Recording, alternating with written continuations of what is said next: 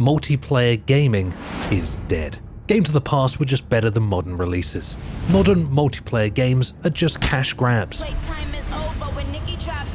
Games developed as cosmetic storefronts first and video games second. Halo, once a titan of innovation, lays as a smouldering pile of false promises and missing features. Battlefield 2042, the latest in a series of once-beloved Battlefield games, launches as a barely working tech demo for a game engine the devs later admitted they had no idea how to use, and yet charged a measly £100 for a pre-order early access version of the game. Call of Duty is literally copy and pasting their old games into modern releases. They don't even bother changing the names anymore.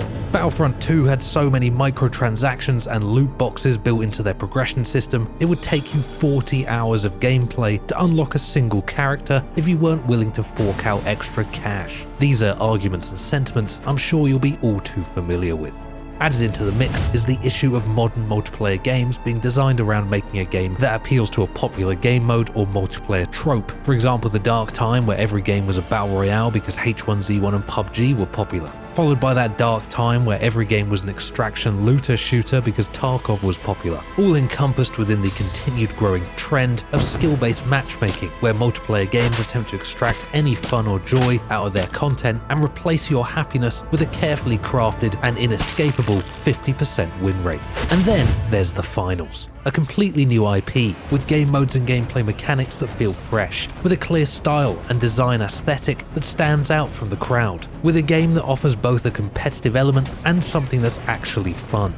A game that feels finished, with very few bugs, certainly nothing game-breaking aside from some server issues, all backed by a dev team that seems to have been allowed to work on a project they actually want to make, instead of being held at gunpoint by shareholders who need them to copy and paste High-Rise into 2023 and charge £100 for it. But the best thing about it, the best thing about the finals open beta, the best thing about all this innovation, passion, and step away from attempting to recreate what's popular or simply rehashing what's already been done, is that it actually worked. The finals has just proved the games industry wrong, and I can't wait to talk about why, in the hopes that game devs of the future may be given the license to do the same. The finals open beta is currently sitting in the top 10 most played games on Steam, and I couldn't be happier. And yes, this is a free game, and yes, it's new, so of course numbers will be inflated from what they may look like 6 months into a full release, but I think it's fair to say that reaching this amount of players, especially with a test build of a game, is no small feat. So how did they do it, and what can future developers learn? Back up, please! Let's start with the most important and also hardest to define features of the finals. It's actually fun. I think when gamers hark back to their rose-tinted view of those enjoyable games of a childhood now lost, they long to recapture that fun. The magic secret sauce of playing a game, not for the unlocks or the rank progression, because it's just so fun to jump into an online original Star Wars Battlefront 2 match, spawn in as Obi-Wan Kenobi, and say hello there to every villain you see in the Mos Eisley Cantina. Hello there. Now of course, the finals has a ranked mode. It has unlocks and progression, and skill-based matchmaking, which as far as I can tell is present in both ranked and quick play queues. The primary game mode itself is built around a competitive tournament-style game show. The very core of the game appears to be a competitive shooter, and yet for some reason I'm not here trying to restrain myself from punching a hole through my screen every time I load into a round, unlike some other competitive multiplayer games. I think the key is a combination of the class system and a longer time to kill.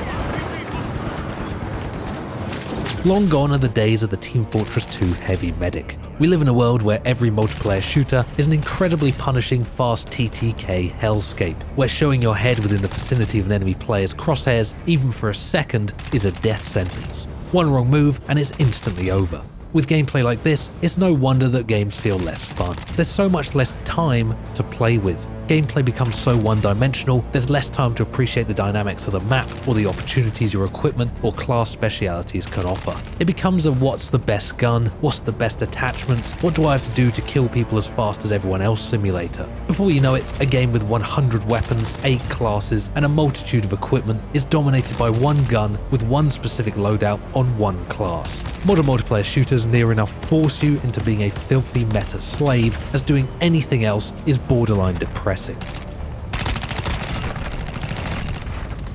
Meanwhile, the finals, while clearly having some classes and builds that are stronger than others, does not feel like you have to play one weapon only, one class only, with one set of equipment only. Instead, with a longer time to kill and weapons that are by and large less accurate at range and balanced around a slow TTK, you're given room to breathe, room to experiment and play with different builds. Yes, the medium feels pretty strong and is likely the class of choice for most, but are you using the AK or the SCAR, maybe even the revolver, maybe even the shotgun or the grenade launcher? I've seen arguments for all of these and can see how adapting your playstyle can make any of these work.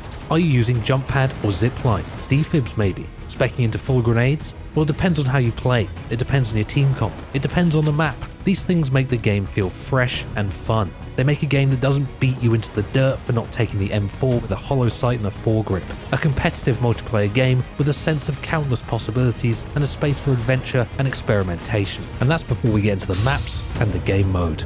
How long has it been since you've played a genuinely new game mode or a fresh map?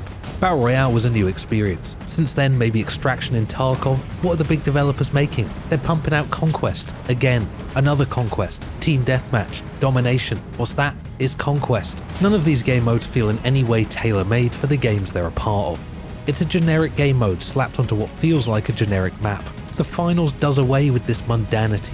You have a fully destructible environment with multiple different map layers for each arena. Maps feel as diverse vertically as they do horizontally. You're fighting through detailed village streets, then seamlessly transitioning to rooftop battles, to interior house combat, to fighting in a church, to fighting on top of a church, to hitting a jump pad, to flying through the air, to being on top of a skyscraper. Then suddenly you're controlling a crane and then you're patiently standing in an elevator. This is the elevator song.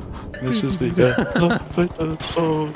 It's a world of diversity, with a constantly changing combat landscape where creativity is at the center of your gameplay experience, and the cash grab game mode reflects this. Whether you're defending your money, going for a steal on someone else's, or running cash across the map, the game rewards you for using your creativity, class and team traits and map diversity to bend the game to the way you're playing it, creating a truly fun and replayable experience. But I hear you.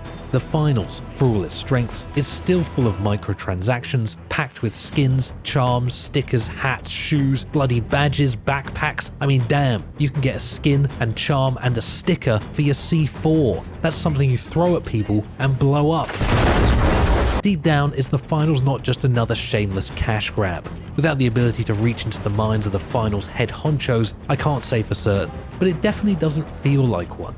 I would argue that the finals is a good game first and a cosmetic store second, something many a modern multiplayer game could learn from.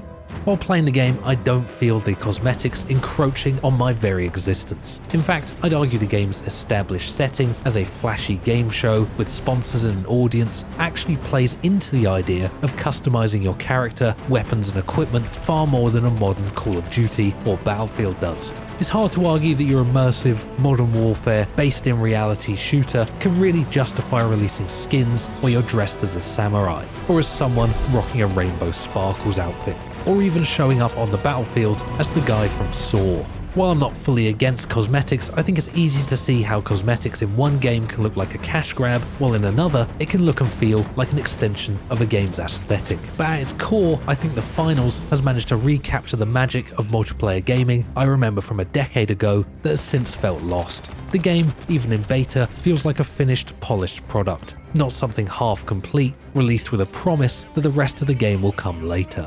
It offers both a competitive edge and a fun environment to play in, making you want to come back for more without feeling like you're locked into one specific playstyle. As a free-to-play live service game, it does of course come with cosmetics and microtransactions, but these feel anything but forced and are integrated flawlessly into the overall aesthetic. Throughout the closed alpha, betas and now open beta, I have been consistently blown away by this game. I believe not only that it is destined for great things, but also hope that it may pave the way for games of the future to be less afraid to create something fresh or original, and not feel so tied into recreating what's popular or copy and pasting what they've already made. Naturally, I await your response in the comments. All the best, and I hope to see you in the next one.